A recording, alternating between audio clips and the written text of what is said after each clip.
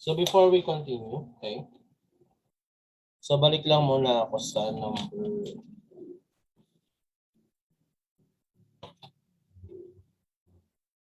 36. Okay, so itong number 36 lumabas to noong April 2013. No? So yung number 37, 38, okay, lumabas din to noong April 2013. Okay? So yung number 39, September 2012. So yung number 41, so ito, lumabas to noong September 2018. No? So yung number 44, lumabas ng April 2012.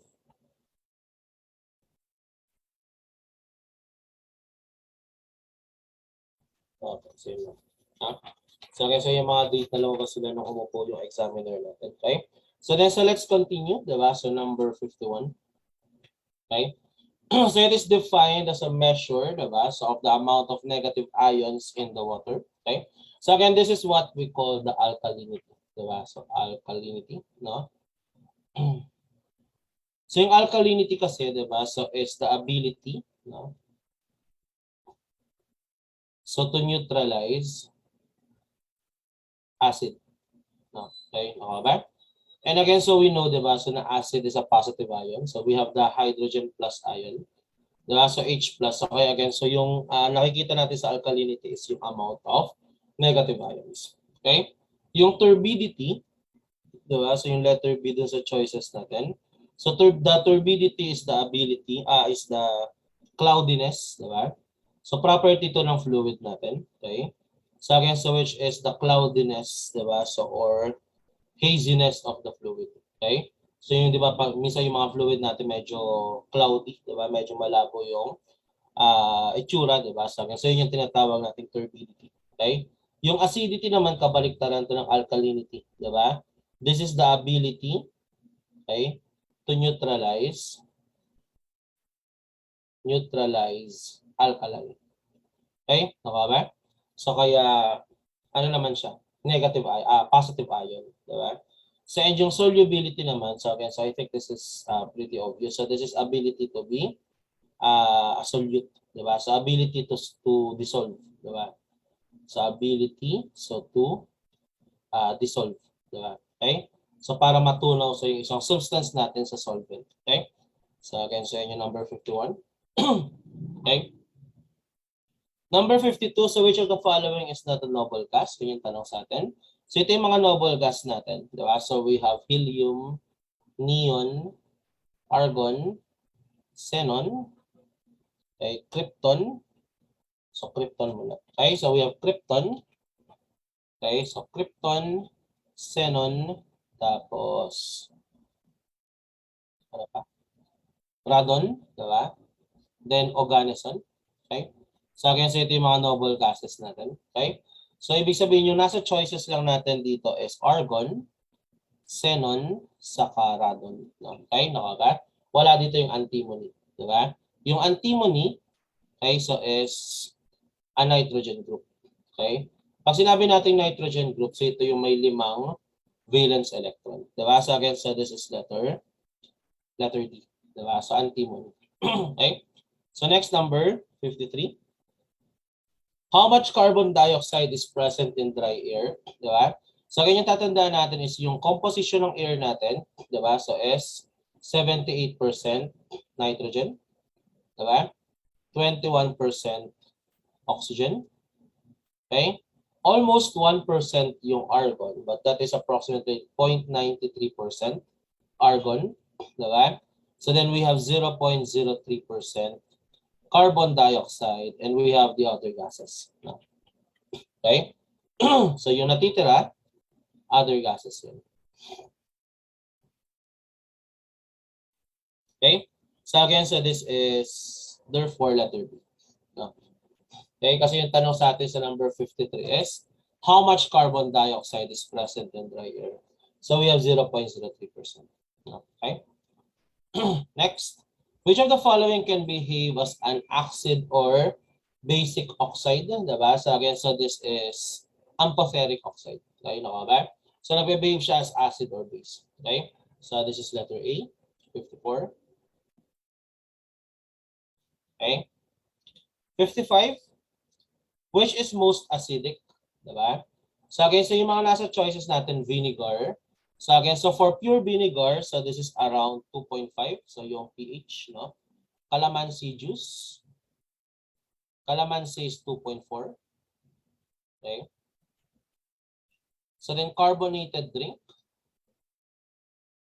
So for example, cola, diba? So again, so this is 2.5. No?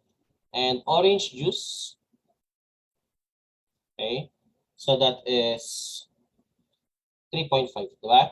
And again, so alam natin pagdating sa acidity, so again, so pag mas malapit ka sa 7, mas weak yung acid natin. So kasi 7 is neutral. So therefore, the lower the pH, diba? So then the higher the acidity. Diba? So ibig sabihin sa this is calamansi.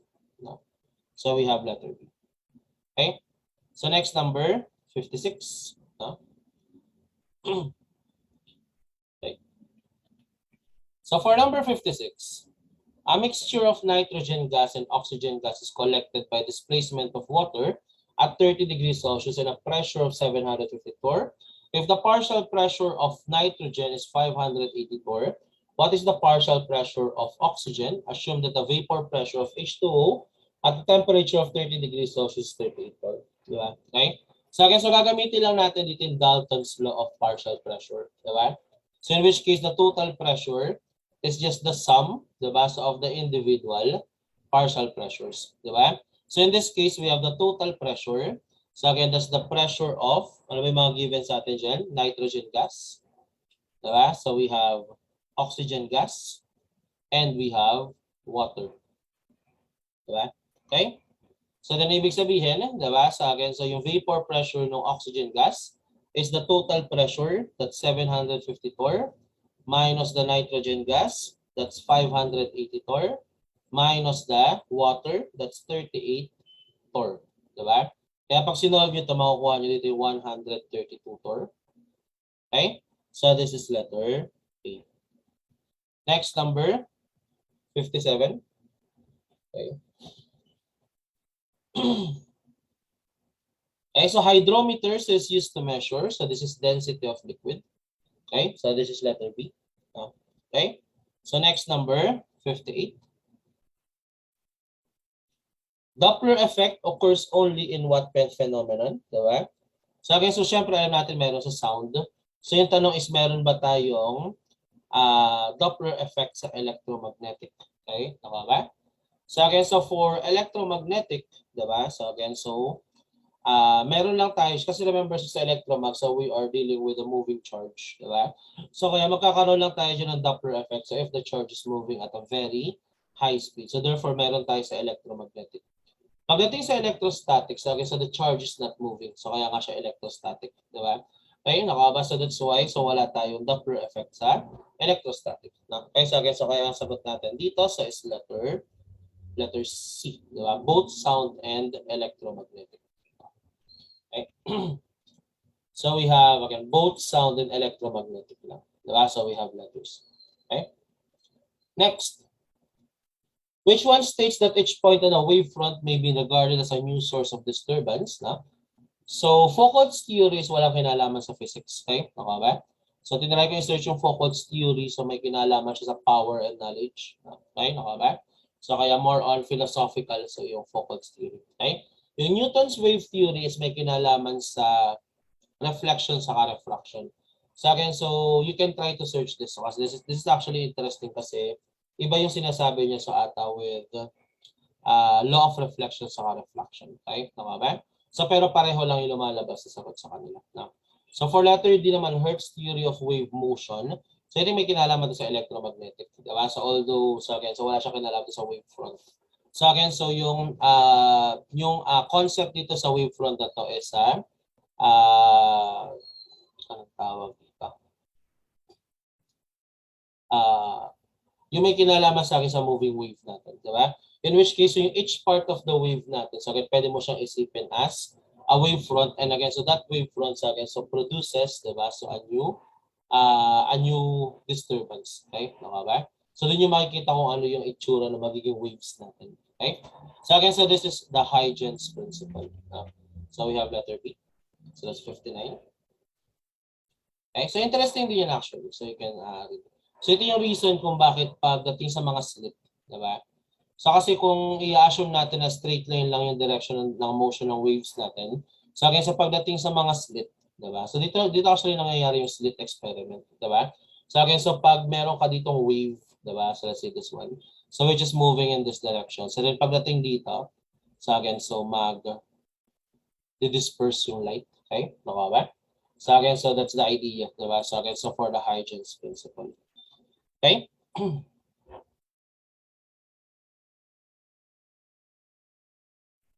Okay?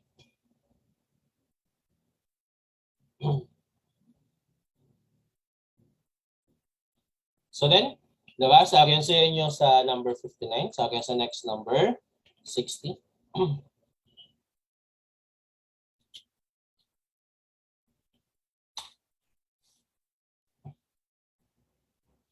Okay? So we have first law of thermodynamics now. Okay, so yung sabi dito, using the first law of thermodynamics, what is the change in internal energy of a substance? If it does 300 joules of work while absorbing 450 joules of heat. Since walang binigay na kinetic energy sa potential energy, so we can assume that this is a closed system. Okay, tama ba? So kung closed system to, so ibig sabihin, so assume closed. Okay, so then ibig sabihin, so Q is equal to delta U plus the work done. Diba? So ibig sabihin, so yung change in internal energy natin is Q minus W. And remember, so yung Q natin is positive pag nag-absorb. Yung work natin is positive if done by the system. Diba? And from the problem, so sabi dyan, okay, so we have, if it does 300 joules, ibig sabihin yung substance natin gumawa ng work na 300 joules, that's positive. Diba? While absorbing, so nag-absorb siya ng heat, so again, that's also positive. So therefore, this is 450 joules minus 300 joules. Okay? So ang ilalabas sa sagot dito is 150 joules. Okay? So this is letter A. So next number, 61. No? So we have an ideal gas. Okay? So of 100 degree Fahrenheit has a pressure of 32 psig. So meaning this is gauge. Diba? Heated in a fixed, rigid, closed vessel. So again, fixed. Diba? So ibig sabihin, this is a constant volume process. Okay? Tama ba? So constant volume to raise the temperature of 160 degree Fahrenheit. So this must mean from 100 degree Fahrenheit magiging 160 yung temperature natin. What is the final pressure? So guys, remember when you are using the gas laws, yung temperature dapat naka-absolute. Kaya ililipat pa natin ito sa Rankine. Diba? Yung pressure dapat naka-absolute. So kaya yung gauge lilipat pa natin sa absolute. Diba? So gagamitin natin dito sa S, Gay-Lussac's law. Diba? So kasi constant volume. Diba? So Gay-Lussac's law states that P1 over T1 is equal to P2 over T2. Diba? And what we want to solve is P2. So then this is equal to T2. Ano yung T2 natin? That's 160. Convert ko sa Rankine. So plus 460 degree Fahrenheit divided by T1. So again, that is 100. Diba? So plus 460. So again, Rankine na to. So this is degree Rankine. So then multiply this by the original pressure. So which is 32 psig. So again, so ibig sabihin, idadagdag pa natin yung atmospheric pressure. So this will be in PSIA. So yung choices naman natin naka-PSIA. Diba? So no problem there. Okay, so pag sinolve nyo ito, you will get 52 PSIA. Okay, so this is letter B. Okay, okay. So any questions number 61? No? Okay. So next number 62. So ito lumabas noong April 2019. Okay? So again, so we have what are the basic lengths formula, diba? Yung basic lengths formula lang naman natin is yung 1 over. So again, so this is 1 over S plus 1 over S prime is equal to 1 over F. Pero base dun sa choices natin, yung ginamit niya sa S is the distance of the image of the object. Tapos ito yung distance of the image. So pinalitan niya yung S ng DO, pinalitan niya yung S prime ng DI, diba? So ito yung 1 over DO plus 1 over DI is equal to 1 over F. So meaning, so either letter B or letter D. Diba? Sila lang yung merong ganitong basic length formula. So then aside from this, meron pang isang nakalagay na formula. So which is, as you can see, this is the linear magnification. Diba? So we know the linear magnification is S prime over S, or is equal to H prime over H. Diba? Okay? So this is H prime over H, so is equal to negative S prime over S. Pero again, so as you can see dun sa problem natin, puro positive lang yung nakalagay. So ibig sabihin magnitude lang yung kino-consider dito. So kaya kung magnitude lang, so then pwede ko nang tanggalin tong negative sign. Di ba? And instead na H, ang ginamit niya ay size S. So kaya ito, size ng image. Okay, size ng image. Ito, size ng object. So ito, distance ng image. So ito, distance ng object. So we have C so over is equal to D do, or so C is equal to do D. No? So ngayon sagot natin is letter D. Okay? Okay? So again, so we have 1 over distance ng image plus 1 over distance ng object is equal to 1 over focal length. Diba? So, and okay, so again, so we have size ng image over size ng object is equal to distance ng image over distance ng object. Okay? Okay? So letter D. Okay? So next number, 63. Okay. So itong number 63, okay, lumabas to noong April 2017. Okay? So then naulit noong August 2019. Okay? Okay ba? So again, so if we draw the cash flow diagram here, so again, nangutang siya ng money, so which is hindi given, diba? So P lang yung nakalagay sa problem. So although again, so ito troubleshoot lang to, diba? So ito lumabas na dati. So again, lumabas na to nung April 2017, diba? So nung April 2017, kumpleto pa ata yung given nun. Okay? So again, so this is 10,000 pesos. No? So nasa ano to, 2001 problems. Okay? Okay ba? So kung binabasa niya rin yun. May mga lumalabas dito na ilan. So although hindi na siya ganun karami tulad ng dati. No? So dati kasi mga back in 2000s, diba? Okay? Mga 2010, so may mga lumalabas pa dyan na pilot. Okay? So ngayon kasi bihira na rin. Okay? So pero ito isa to sa mga problem na lang galing sa 2001 problem. Okay? Okay? So we will follow yung solution dun kasi doon natin mapapalabas yung nasa choices. So although try muna natin on our own, di ba? So kasi kung ako yung magsosolve dito, sa akin, isa-isahin ko lang to until umabot ako sa 5th year. Okay? Tama ba? So yan. So, so ito yung initial amount natin sa 10,000 pesos. Diba? So tapos, nagbabayad siya ng 2,000 per annum for the last 4 years. What does he have to pay at the end of the 5th year in order to pay off his loan? Okay? Tama ba? So then, okay. So actually, pwede rin i-diretso na natin sa present worth. No? So kasi this is equivalence lang. Diba? So ng cash flow natin. Okay? So again, so let's try. So again, so draw the cash flow for this one. Okay. So again, so at year 0, okay, so again, umutang daw tayo ng 10,000 pesos. So again, troubleshoot yan. Okay. So again, that should be 10,000 pesos. Okay. Okay. So ibig sabihin, so this should be 10,000. So this is 10K. No? Okay.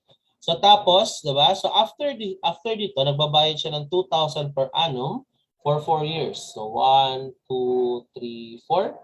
So then, so again, nagbabayad siya dito ng 2,000 pesos. Okay? So we have 2,000 pesos. Okay? So then yung tanong sa atin is, doon sa 5th year, ano yung kailangan nating bayaran? Diba? So tawagin natin to as X. So again, so such that fully paid natin yung 10,000 pesos. Okay? So again, so one way to solve this is again, so we can, pwede nating i-equate yung present worth nila. Diba? So basically, yung present worth natin so sa 10,000 saka yung present worth ng binabayad natin, dapat mag-equal. Diba? Okay? Nakaba? So therefore, this is P1 is equal to P2. So again, so yung P1 natin, so let's say is yung 10,000. Diba? So this is 10,000 pesos. No? And yung P2 is yung present worth ng cash flow natin after ng 0th year natin. Diba? So therefore, so this is an annuity. So kaya present worth lang to ng annuity, diba? So this will be 2,000 pesos. Ano yung binigay sa atin na I? So sabi dyan, so this is 12% interest per annum, no? Okay? So, ibig sabihin, so this is I is equal to 0.12. So, meaning this is 2,000. So, again, so this is present worth factor lang. So, ng annuity, di ba? So, we have 1 plus 0.12, di ba? So, raised to negative. Ilang 4 years to, di ba? So, then divided by 0.12, di ba? So, then plus, okay, yung present worth ng x, di ba? So, that's x multiplied by 1 plus 0.12. So, this is for 5 years. So, this is raised to negative 5. Diba? So, let's try to solve for x. Okay? So, this should be 10,000 minus 2,000. So, times 1 minus 1.12 raised to negative 4. So, then divided by, okay, 0.12. So, then this is times 1.12 raised to 5. Okay? So this will be 6,917.72.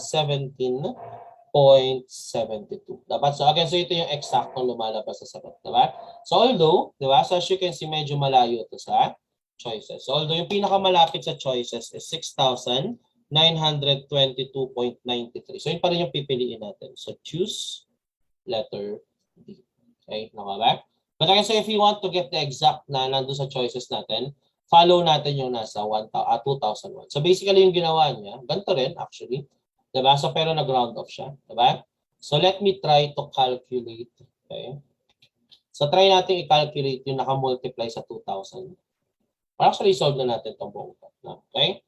So yung isa-isa kasi niya dun sa 2001 problem. So let me open the calculator. Okay? So ang ginawa nyo dito, diba? So is again, so sinolve nyo muna to. So 2,000, so then 1 minus. So actually iba pa yung equation na ginamit niya, pero pareho lang naman yung lalabas na sa atin. No? So yung longer equation yung ginamit niya. Okay? So again, so then this will be, okay, so 6,074.70. Diba? So again, so this is 6,074.70. Diba? So plus, okay? So we have 1.12 raised to negative 5. So 1.12 raised to negative 5. That is 0.567. Okay? So this will be 0.567. So then multiplied by x. Diba? So then solving for x, sa akin ito pwede na natin i-diretso yan. So we have 10,000 minus, okay? So we have 6,074.70. So then divided by 0.567. Okay? So then you will get that. So we have 6,922.93. So meaning this is just rounding error. Diba? So again, normal naman yung pagdating sa board. So dito swerte na tayo na walang mas malapit sa 6,917.72 other than yung 6,922.93. Kasi kung hindi ito yung pinakamalapit, so then lagot tayo din. Diba? Okay? Okay ba? So kasi kahit ako, ito yung sasagot ko if ever na merong 6,920 so dun sa choices. Diba? So then yun yung probably sasagot ko kasi yun yung mas malapit sa 6,917.7. So again, that's the problem so with rounding errors. Diba? So minsan ang ginagawa ko pag medyo malayo sa choice yung nakukuha ko, tinatry kong i-reproduce yung nasa choices. Diba? So again, so by doing some calculations. Siyempre. Okay? So number 64. Okay? So ito lumabas din to noong April 2017. So then August 2019. Okay? So we have Section 23 of Article 3 of RA 7920. So again, may copy naman kayo ng RA 7920. So again, the professional is required to renew license every 3 years pa rin. Diba? So yung nasa RA 7920. Okay? Wala pa naman ata nangyayaring amendment. Diba? Okay? So next, September 2018. Diba? So naulit noong August 2019. No? So yung tanong ay, what is the term used? Diba? So an American citizen is allowed to practice his profession. Example, electrical engineering profession here in the Philippines. So this is what we call the foreign reciprocity. Diba? So letter C. So yun yung tamang, yun yung terminology na ginagamit natin. No? Okay? Number 66. Diba? Lumabas noong August 2019. So ito makikita nyo naman to sa seminar ni Mendoza. So yung highlights and impacts of PEC 2017. So again, nakashare yan sa inyo sa Google Drive. So also, kung meron kayong copy ng PEC 2017, nandun lang sa pinakaibabaw doon sa proclamation. Okay? Okay ba? Or acknowledgement natin. Nasa acknowledgement. Okay? So again, so we have Philippine Electrical Code Part 1 was based on National Electrical Code 2005. While the Philippine Electrical Code Part 1 2017 was based on National Electrical Code. So this is also 2017 edition. Diba? So this is letter A. Okay? Yung balak nila nun is sa 2014 lang dapat kukunin yung reference. Pero nung habang ginagawa kasi nila yung PEC 2017, lumabas yung NEC 2017, kaya nag-shift sila sa NEC 2017. No, okay? So next, number 67. A woman stands on a bathroom scale in an elevator that's not moving. The scale reaches 450 Newton. Diba? Okay? And the elevator then moves downward, so at a constant velocity of 4.5 meters per second. What does the scale read while the elevator descends with constant velocity? Okay, okay. So now, case number 1, diba? Sa akin sa una, sa akin so the elevator is not moving. Diba? Sa akin so stationary lang to. Okay? So not moving, so velocity is 0, acceleration is 0. Diba? So meron daw tayo dito isang babae, diba? So na nakaapak sa weighing scale. Okay? Naka ba? Kasi yung nababasa daw ng weighing scale natin so is 450 Newton. So I guess remember, yung nababasa ng weighing scale is not the weight itself but the normal force. So kaya dito, so we have the weight of the woman. Diba? So then we have the normal force. Diba? Ito lang yung forces acting on the scale. Diba? So kaya ibig sabihin, diba? So since this is not moving, acceleration is 0. So then this is law of inertia. Summation of force is equal to 0. So we have normal force minus weight is equal to 0. Normal force is equal to the weight of the woman. So which is 450 Newton. Okay? Naka ba? So while, diba? Okay, sa akin. So for case number 2, sa akin is gumagalaw na yung elevator natin downward. So this is our velocity. Pero remember, this is constant. Diba? Kaya kung constant yung velocity natin, so it means that the acceleration is still 0. Diba? So kaya sabihin, so ito yung babae natin. Okay? Nakaba? So then, okay, so nakaapak pa rin siya dun sa dun sa weighing scale natin. So then, this will be the weight. This will be the normal force. But as you can see, wala pa rin tayong mass times acceleration. So kaya ibig sabihin, ang lalabas sa atin dito is summation of force is equal to 0. Ganun pa rin. Normal force minus the weight is equal to 0. So normal force equal to the weight, which is 450 Newton. So sabihin, ito pa rin yung magiging reading ng scale natin. So which means this is letter A. Okay? Naka ba? Walang pagbabago. Diba? So doon sa reading. Basta 0 yung acceleration. Magkakaroon lang yun ng pagbabago pa nag-accelerate yung elevator. May lumabas na rin sa board exam na ganong problem dati. No? Okay? Number 68. No? So ito lumabas noong April 2017. Diba? So then naulit noong August 2019. Okay? Question is, which of the following is the basic symbol used? Diba? So as a beginning or termination in logic diagram or flowchart. Diba? So again, so yung sa choices natin, so we have the square box. No? Yung square, ginagamit to for operation. Diba? Mga addition, logic operation, diba? So etc. Okay? So then, so yung oval, so ito yung ginagamit sa start or end. So ito yung beginning or termination. So ito yung sagot natin sa problem. So rectangular box, so rectangle is also up para lang siyang square. Diba? So then we also have the diamond, diba? So yung diamond ginagamit natin to for decision making, no? Okay? Okay? So pag halimbawa mga if else, diba? So again mga while loop, diba? So again, so diyan natin dito natin nilalagay sa diamond, diba? Yung isa pa dito wala sa choices is parallelogram, okay? So yung parallelogram ginagamit naman natin to for input output, okay? So yung sagot natin sa number 68 is oval, diba? So we have letter B. Okay. So next number 69, no? Sa number 69, so dito may troubleshoot, diba? So kasi wala lalabas sa choices pag kinonvert sa base 10. This is still in base 2, diba? So probably yung nakuha ang sagot dito ng examiner, diba? So is yung sa base 2 pa rin. Okay?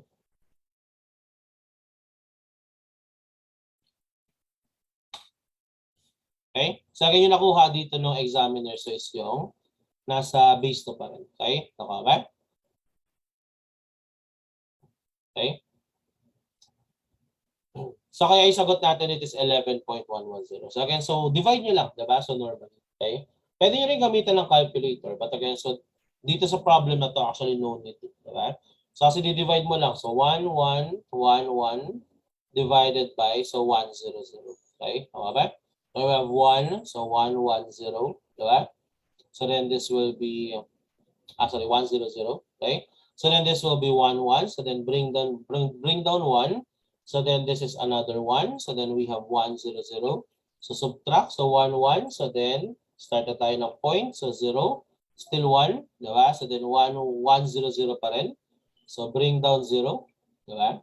So then we have 1. So then 1, 0, 0. And that's the end of it. Okay? Naka ba? So kaya dagdagan na lang natin ng 0 since may extra 0 yun nasa choices. So ito yung pipiliin natin. Diba? So pero again, so merong troubleshoot. So dapat siya ay binary. Diba? So troubleshoot dito. So again, so this should be base 2. Diba? Hindi base 10. Okay? So ito lumabas to noong August 2019. So August 2019. So and again, so there's a troubleshoot here. No? So again, dapat base 2 siya, hindi siya base 10. Okay?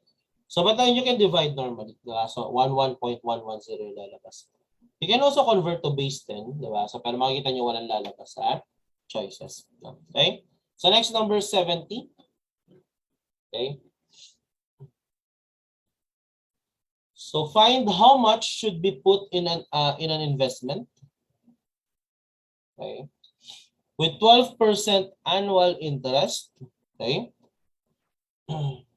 Effective annual rate of interest today to have 12,000 pesos in 5 years. So meaning 12,000 is our future worth and our interest rate is 12%. Okay? Okay? So kaya ibig sabihin nga gamit lang tayo ng present worth factor. So again, this is future worth times 1 plus I so raised to negative n. Okay? So again, the future worth is 12,000. So then, so we have 1 plus I. So yung I natin ay 0.12. So this is in 5 years. So raised to negative 5. Okay? You should be able to get 6,809.12. Diba? Okay? So this is our answer. So then troubleshoot nyo lang yung choices. Diba? So again, so this is the troubleshoot. Okay? So choose 6,089. No? So yun kasi makikita natin sa choices. So this is letter D. Okay? So 6,089.12. Diba? So next, number 71. So we are given the gauge pressure in the car tire. So given yung temperature. So after running at high speed, the tire has heated up. But again, remember, this is a tire. Diba? Yung tire natin, so again, so the volume is approximately constant. Kaya this is another constant volume process. So kaya ang gagamitin lang natin dito is Gay-Lussac's law. Diba? So again, just remember, so when you are using gas laws, diba? So dapat, so yung pressure natin naka-absolute, yung temperature natin naka-absolute. Kaya kung gagamit tayo ng Gay-Lussac's law here, so P1 over T1 is equal to P2 over T2. Diba? So then ano yung hinahanap dito? So again, so we want the final temperature. So then this will be P2. Okay? That's 360 kilopascal. So again, dagdag natin yung atmospheric pressure. So then divided by P1. So again, so we have 305 kilopascal. So dagdag natin yung atmospheric pressure. Diba? So then this will cancel. So then multiply this by T1. Diba? So which is 15 degrees Celsius. Dagdag natin yung para maging Kelvin siya. Diba? So kaya this will be given by 2. Pag sinolve nyo to, diba? So yung makukuha natin dito ay 71. Sa 54, ano to?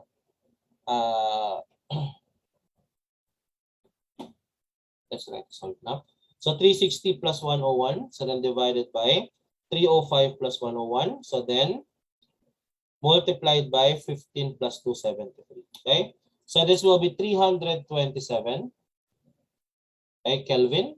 So minus 273 Kelvin para makuha natin yung degree Celsius. Diba? So then this will be minus 273. Okay, so you will get 54 degrees Celsius. No?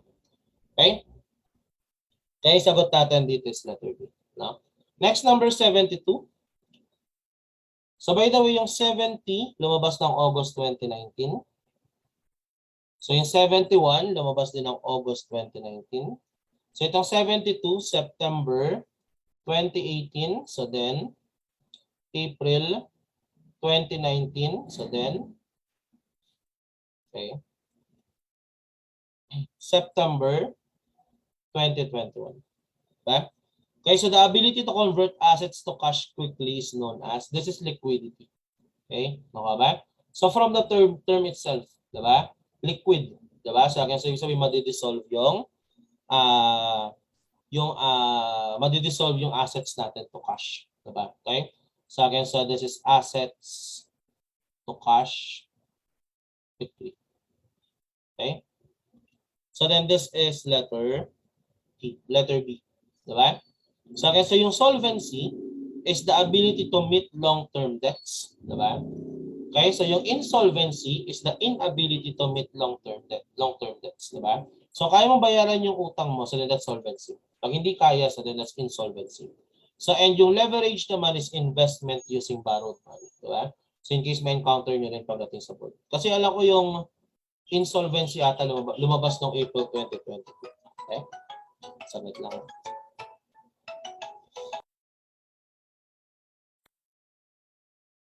Okay? So next, number 73. So which of the following does that threaten the operation of a computer? Firewall, diba? So letter C. So actually firewall yung defense natin, diba? Or defense ng computer, diba? So again, this is September 2018, April 2019. Okay? Naka ba? Yung Trojan horse, yan yung nagpapanggap na legitimate file, diba? So tapos virus pala, okay? Naka ba? So yung worm, so ang alam ko ito yung para nagke-create ng mga holes, diba? So dun sa computer system natin. Kaya siya tinatawag na worm, okay? Naka ba? So din yung hacking, so that should be obvious, diba? So again, so yun yung hinahack natin or yung pinapasok natin yung computer system, okay? Naka ba? So kaya that's also a threatening act, diba? So kaya firewall lang hindi nagte-threaten dito, diba? Yung number 74, diba? So this should be PRC Modernization Law, diba? Or Modernization Act. Okay? So Modernization Act of 2000, diba? So this is RA 8981. So we have letter B. Okay? Okay ba? So yung 8189, alam ko walang kinalaman yan sa PRC or sa electrical engineering. Yung RA 7920 is the new electrical engineering law, diba? RA 184 is the old electrical engineering law. No? So yung 8189 natin separation ng provinces or something. No? Check natin. Focus ba ako?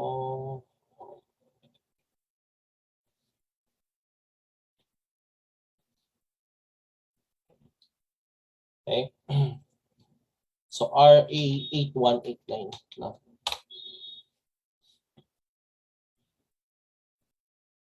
Hindi pala. Sa COMELEC pala ito. Okay? Voters Registration Act of 1996. Okay, so walang kinalaman sa PRC, di ba? So nor sa electrical engineering. Okay?